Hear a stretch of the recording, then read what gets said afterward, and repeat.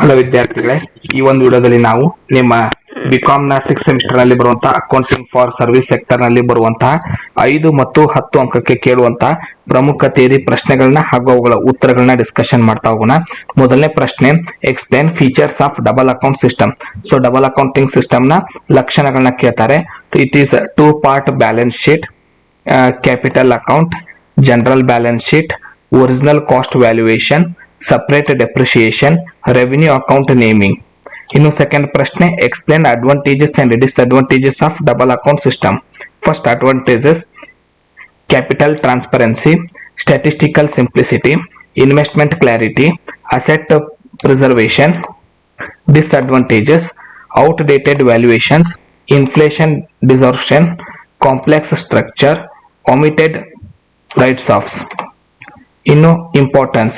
Third question, explain the importance of double accounting system, regulatory compliance, public accountability, tariff regulation, capital maintenance tracking. ಇನ್ನು ಒಂದು difference ಕೇಳ್ತಾರೆ. So difference ಏನಂದ್ರೆ state difference between double account system and single account system ಅಂತ ಕೇಳ್ತಾರೆ. So different ಇನ್ base ಏನಂದ್ರೆ target users, used exclusively by statutory public utilises. Single account system used by all standard commercial, trading and manufacturing business. So second difference, balance sheet structure.